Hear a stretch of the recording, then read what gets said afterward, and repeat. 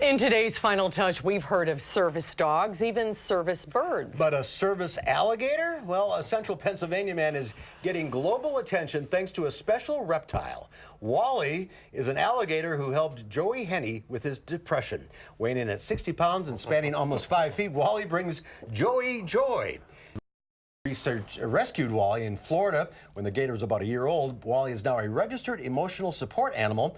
Owning a gator is legal in Pennsylvania, and Henney says Wally has never bitten any animal. He says, don't judge a book by its cover.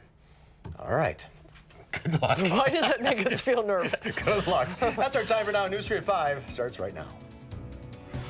Right now at 5, Governor Evers has declared a state of emergency for all of Wisconsin due to this wintry weather. Plus, we have live team coverage of the storm, and we have an update on the latest road conditions. And VC Tech is being sued again in connection with a deadly Sun Prairie explosion this past summer. We'll tell you who filed this lawsuit.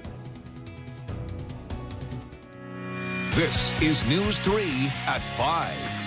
Thanks for staying with News 3. Governor Tony Evers has now declared a state of emergency for all of Wisconsin, of course, in response to the ongoing winter storm and the dangerous forecast in the coming days. Governor Evers says, quote, I'm concerned about the safety and well-being of our residents as this major storm and bitter cold moves in. I want to make sure all state assets are available, including the Wisconsin National Guard, if needed, to help communities across the state and keep people warm and safe. The executive order directs all state agencies to assist if there are any emergency responses necessary and recovery efforts associated with the snowstorm and cold weather. So another alert day is in the forecast as these colder temperatures start to move in after the snowfall. Let's get a look now at the first check on the weather with Gary Canalti on the patio. Gary? Boy, it is cold out here, but this is nothing compared to where it'll be about 36 hours from now, when we could be looking at wind chills perhaps as cold as 60 below zero. Let's start out by taking a look at the alert days that we still have in the forecast. The light snow and flurries will end east of Madison this evening. Skies are already clearing here at the WISC-TV studios, but blowing and drifting snow may be a problem as the winds pick up.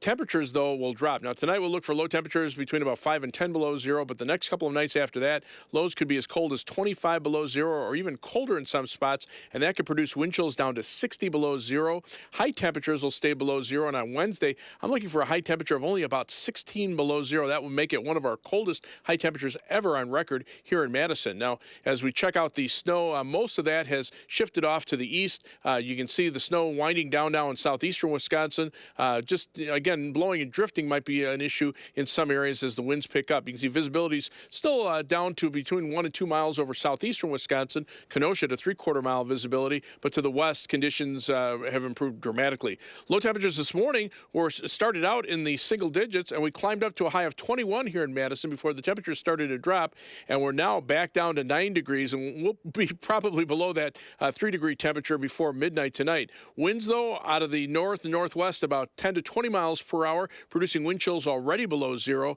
And again, those wind chills will continue to drop with time. There are wind chill warnings now in effect for all of southern Wisconsin from tomorrow afternoon and tomorrow evening into Thursday morning. Wind chill advisories are in effect before then. Otherwise, by tomorrow morning, I'm looking for a low temperature of around 7 below zero. And then for during the day tomorrow, the high temperature only reaching 1 below zero. Again, with those wind chills perhaps as cold as 10 to 20 below or 20 to 30 below zero during the day tomorrow.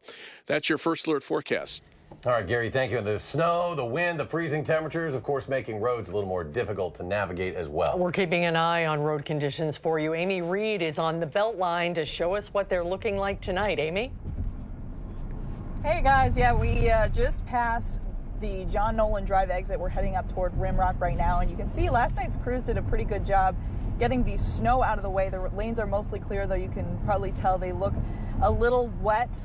And tonight, when those temperatures drop, that means that it's probably going to be very slick. Plows are still going to be out, making sure that blowing and drifting snow doesn't get in the way, but you're going to have to be cautious. Give those plows plenty of room, not just to the back where you should be able to see their mirrors, but also to the sides, and stay behind them if you can, and that just is better for you. It gives you better driving conditions. And if all that sounds like too much to deal with, you're going to love Dane County Highways. Advice, just stay home.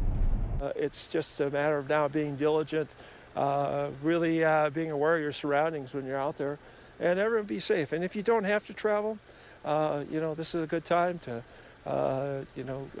stay home and play a board game or do something else like that. If you do decide to drive in this, just be careful. Don't change lanes on the bridge. The roads tend to be more slick there. And have an emergency car or emergency kit in your car that should have blankets, extra layers, socks, food, water, anything that you could need in case you get stranded. It's all very good advice. Good to see there's no big problems on the road. That's a nice shot of the sunset, too. Yeah, the sun is setting later and later these days. Amy Reed, live on the Beltline. Thanks, Amy. And a snow emergency, we want to remind you, remains in effect in Madison until at least 7 a.m. tomorrow. City offices were open today, but with bitterly cold weather on the way, will they stay that way? Rose Schmidt is here with a message from the mayor. Rose? Yes, well, Madison Mayor Paul Soglin says city offices will likely be open tomorrow, but he will continue to monitor road conditions and the temperatures below zero to make future decisions, with everyone's safety in mind. A moment we're all too familiar with living in Wisconsin. Having to unbury your car or truck from Mother Nature's mounds. You learn how to shovel if you live here. This is the first vehicle Ransom Rotering has owned, and in this weather, it's one he's glad to have. Yeah, it does do really well in the snow. I haven't had any problems with it. But just a few streets away, Antonino Tacala's leaf blower may have met its match. This morning they have a lot of snow, so I can't use it. So I use a snowblower. After using the snowblower in the morning, he's using the leaf blower to get the last of it. So my father teaching me, anything you take out today, find it tomorrow. You'll find workers throughout Madison trying to figure out where to put all of that snow. We didn't get quite as much snow as we thought, fortunately. We're probably closer to the 6-7 inch range. As a result, city offices were open Monday, but Mayor Paul Soglin says he will make decisions on a day-to-day basis. We've had temperatures in the negative 20s before, and city services just continued. There's people with court dates, there's people with appointments. But with temperatures well below zero ahead of us, welcome to Badgerland. He may have to start making some tough choices. People sometimes forget that this is Wisconsin. And after a 9-inch or 6-inch snow and minus 20-degree weather, they expect life to go on as normal. In order to dig us out of some predicaments. It sucks. I might want to move out of Wisconsin. City officials are asking you to shovel out fire hydrants, go slowly when driving, and check on your neighbors, especially as those temperatures drop well below zero over the next few days. All right. Thank you, Rose. All this snow is making for slippery conditions on the interstate. A crash involving a semi closed the westbound side of I-90-94 just south of the Dells this morning, and those dangerous conditions are expected to continue. Our Amanda Quintana is live near Verona Road with more on what we should expect. Amanda? Yes, well, in driving on the interstate, the main issue is visibility. When that snow blows right in front of your car, it's so hard to see a car that's not really that far in front of you. That visibility is really the main issue that I noticed today. Now, as we got out of the Madison area and started to head west, the roads had much more snow on them and they were much more slippery. We saw quite a few cars and semis that slid onto the side of the road. Highway officials say this is dry, light snow, so it blows into the roadways more. But just because it has stopped snowing does not mean that the roadways are clear right now. Well, yeah, it's going to continue to be slippery, slippery spots on the roads for the next couple of days, especially as the temperature drops down. The salt is really done working around 5 degrees. And so once we get down below 5, salt really isn't going to help a whole lot. County and town roads will switch to sand to try and add some traction. State roads probably won't. We will continue to see that blowing and drifting snow. And as the temperatures drop in the next few days, they tell me that the issue is really that as that snow gets onto the roadways, the pavement starts to heat up because of all that traffic. So that snow turns to water and then to ice because the temperatures are so low. So it really will get more slippery. So don't think that just because the snow has stopped that the roadways are not slippery. You have to take good care. A couple more days of this before we get some relief. Amanda Quintana reporting live. Amanda, thank you. More than 1,000 flights have been canceled at Chicago's largest airport because of the weather. The Chicago Department of Aviation says 790 flights were canceled at O'Hare Airport today, and about 220 20 were canceled at Midway. Heavy snow and gusting winds have also created blizzard-like conditions in Minnesota, Wisconsin, Michigan, and other Midwestern states. Schools across the area today were closed because of the weather, but UW-Madison was not. University officials are already looking ahead of the bitter cold on the way to determine whether to cancel classes in the coming days. Our Madeline O'Neill has more on how they make that decision. Maddie? Susan, as a graduate myself, I can attest to the fact that the university classes, if they can safely stay open, they do, but with the extreme cold coming in the next couple days, that might not be the case. Ultimately, the chancellor makes the final decision, but a group of university officials, including the UW Police Department, are discussing forecast and safety account. UW Police spokesperson Mark Levicott says while we're looking at potential record-breaking cold weather. In fact, it could, cause frostbite within minutes of being outside. When you're looking at weather like that, we make our decisions based on life safety. The last time UW canceled for a full day was in 2012. They canceled for part of the day in 2014. Now, if class is canceled on Wednesday, which is the coldest day in our forecast, UW says they'll likely put that decision out tomorrow while campus is still And if campus is still open and students feel unsafe traveling to class, they're encouraged to let their professors know, and professors can cancel classes as well. All right, Maddie O'Neill in the newsroom. Maddie, thank you. While many places are closed due to this weather, Madison parks are open for winter fun. At Elver Park, the ice rink is open, trails are groomed, sledding hill is open. The shelter is staffed for ski, skate, sled, and snowshoe rentals. At Tenney Park, the hockey rink is open. The shelter also open for figure and hockey skate rentals. At Vilas Park, the general and hockey rinks are open as well as skate rentals. Be sure to stay informed about the weather 24/7 by downloading our Channel 3000 First Alert Weather and Traffic app. It is free, and you can download it in your app store. A fire in Grant County Saturday morning left one person dead. The Grant County Sheriff's Office said it received a report of a fire shortly after 9 a.m. This was in the town of Paris. Crews responded to Crest Lane and contained the fire. First responders then discovered a body inside that residence. Investigators say the fire started from a wood stove inside. The name of the male victim is being withheld at this time. Sun Prairie is suing in connection with the deadly natural gas explosion that rocked the city this past summer. A VC Tech worker installing fiber optic cable ruptured a natural gas line in downtown Sun Prairie in July.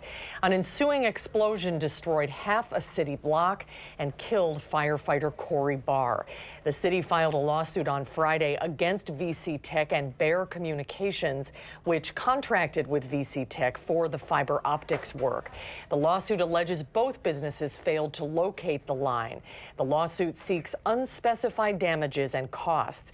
Barr's widow sued Bear, VC Tech, USIC, and We Energies in December. There is more to come on News 3 at 5. Up next, federal workers return to their jobs for now, when the president is not ruling out a future shutdown. Super Bowl 53 is just 6 days away. How the teams are preparing for the big matchup. And on Wall Street, the Dow loses more than 200 points today. The Nasdaq falls more than 79. The S&P drops 21. We'll be right back.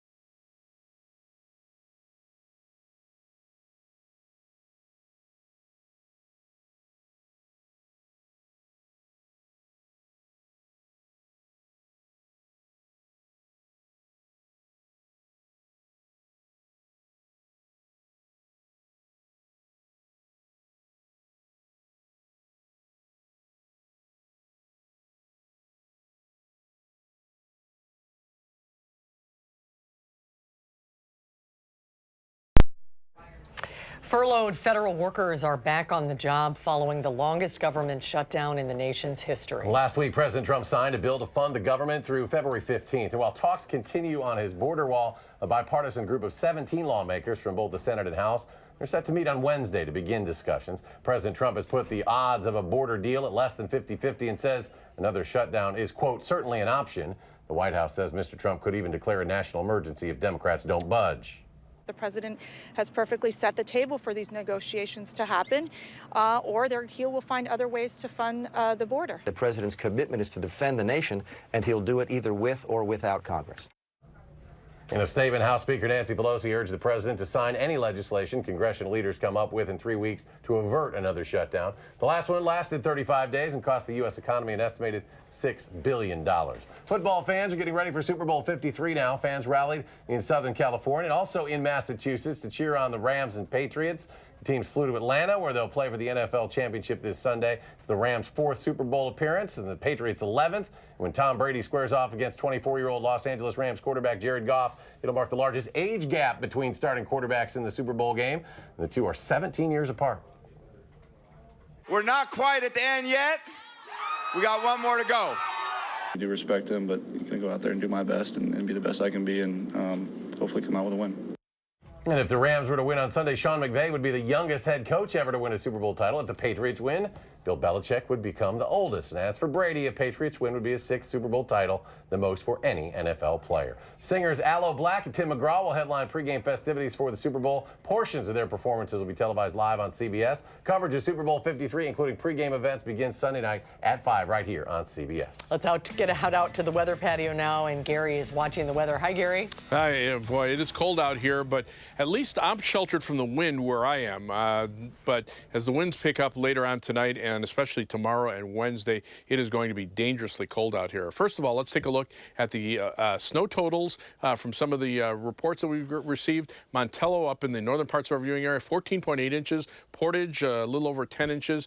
Here at the WISC-TV studios, we measured 8.2 inches in the backyard, 6 inches in Beloit, 4.7 in Johnson Creek, and 4.5 in Sun Prairie. Some of the amounts varied depending if you were underneath one of the heavier snow bands, and also there were some issues with blowing and drifting snow too, and so that could some of the volunteer reports might not be quite as accurate as a normal snowfall. But we still have alert days in the forecast, not only for tonight, but for tomorrow, Wednesday, and Thursday as well. The blowing and drifting snow will start as the winds start to pick up and the light snow comes to an end. And then we're looking at low temperatures, especially by Wednesday morning and Thursday morning, of 25, in some cases even 30 below zero or colder. Wind chills perhaps as cold as 60 below zero. Daytime high temperatures staying below zero. And on Wednesday, I'm looking for high temperatures around 15 below zero. That would make it one of the coldest high temperatures ever on record for Madison. And wind chills during the day could stay as cold as 45 below zero. The last of the snow moving through far southeastern Wisconsin and heading out into Lake Michigan. Now that storm moving mainly through Michigan and into northeastern Illinois. Temperatures are starting to drop. We were at 21 for a high earlier. We're now at 9 degrees into our north and west. Those temperatures are continuing to stay in the single digits. The winds, though, the strongest winds right now are through Minnesota and Iowa. We're kind of near the center of the low pressure system. You can see the circulation right about over Muskegon, Michigan, where the air circulates around it. So being close to the center of the low, the winds aren't quite as strong here, but they will pick up as that low starts to pull away. And wind chills that are in the single digits and teens and below zero will start to drop into the 20s, 30s, and 40s below zero. In fact, future track wind chills by early tomorrow morning could be down to around 25 to 30 below zero.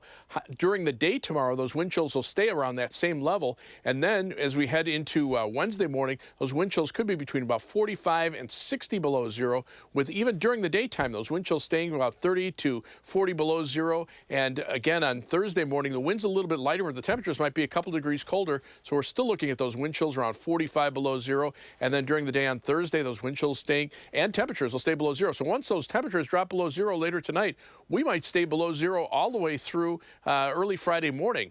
Now, winter storm warnings technically are in effect for Dane County and areas to the east. They expire at 6 o'clock. Winter weather advisories to the south also expire. But now wind chill warnings have been issued For pretty much all of Wisconsin, except for far northeastern Wisconsin. This is from late tomorrow afternoon into the morning hours on Thursday. Before then, there are wind chill advisories. Live view from the Edgewater Skycam in downtown Madison. You can see some breaks in the clouds.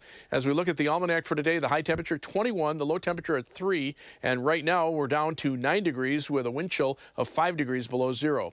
So again, wind chill warnings go into effect later tomorrow afternoon into Thursday morning. Wind chill advisories in effect before then. Look for a low of 7 below zero by morning with wind chills down to 35 below. Tomorrow, windy and bitterly cold with a high of 1 above, and blowing and drifting snow could be a problem all the way through Thursday morning. On Future Track, see how quickly those temperatures drop below zero overnight and don't get above zero during the day tomorrow. Then tomorrow night, they really nosedive, and the winds remain brisk. So those wind chills will be down, like I say, 40 to 60 below zero with low temperatures in the mid-20s below zero and high temperatures only in the mid-teens below zero for Wednesday. As we look at the 7 to 10-day forecast, you can see a big warm-up as we head toward the weekend. We go from 26 below zero Thursday morning to 35 on Saturday afternoon. That is a huge temperature swing, and that could lead to some rain or maybe some mixed precipitation. At least temperatures will be a little more tolerable. As we take a look at first alert traffic right now, some views from the DOT cameras along the interstate. Traffic moving pretty steadily. The traffic is light. A lot of people stayed home today, and that's helping them clear the roads. Some slowdowns on the Beltline eastbound around Verona Road. Some construction with gas lines being repaired in downtown Madison, causing some delays there. Right now on the Beltline, 18 minutes in the eastbound direction, westbound direction, about 17 minutes between University Avenue and the interstate. Heading out of Madison, about 28 minutes down to Janesville on I-3990, 17 minutes to Sauk City on US 12, and 19 minutes to Sun Prairie on US 151 and East Washington Avenue. That's your first alert traffic. All right, thanks, Gary. There's been an almost 80% increase on children and teens using e-cigarettes. How schools across the country are taking steps to prevent students from vaping. That's next at 5.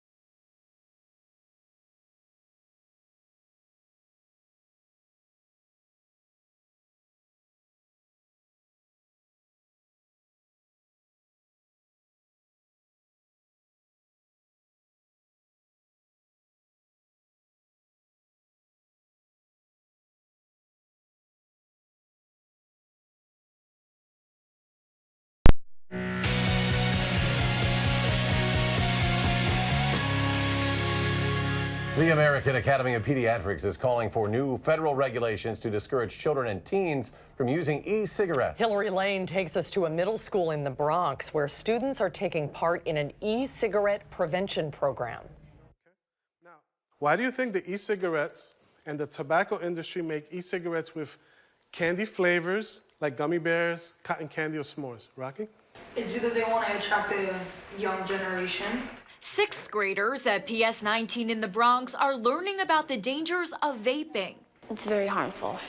They're taking part in the Catch My Breath e-cigarette and Juul prevention program, aimed at combating the skyrocketing use of e-cigarettes among American children and teenagers. Youth who use e-cigarettes are more likely to go on to use conventional cigarettes. The American Academy of Pediatrics released a new policy statement Monday, calling for new federal regulations, including setting a minimum age of 21 to buy the products, banning online sales and youth-targeted marketing, and stopping production of certain flavored e-cigarette products. E-cigarettes are not safe because they contain toxic chemicals, many of which that are found in cigarettes, as well as nicotine, which we know is an addictive substance. Catch My Breath was developed for 6th through 12th graders. It's now being taught in 20 states and reaches 30,000 students. What I liked about the program was it did a lot of group activities that came up with ways to be self-reliant, to get away from peer pressure. Students we spoke to seem to be getting the message. If you know what's inside of it and if it could be harmful, then it's easier to say no. Would you ever smoke e-cigarettes? No. Now that I learned that it's really bad, I definitely will not do it. The program is expected to expand to 200,000 students next year. So pat yourselves on the back. Hillary Lane, CBS News, Bronx, New York. And stay with us. We'll have the very latest details on our forecast in just a moment.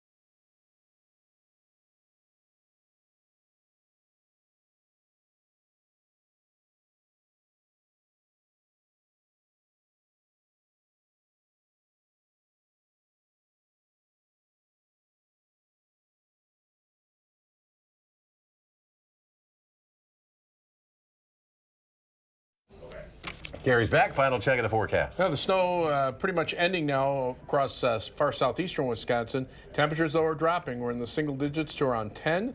You factor in the winds, we're seeing wind chills now single digits and teens below zero. Look at the wind chills by Wednesday morning. Around 60 below zero here in Madison. Daytime wind chills around 40 below zero. And nighttime wind chills back to around 55 below zero by early Thursday morning.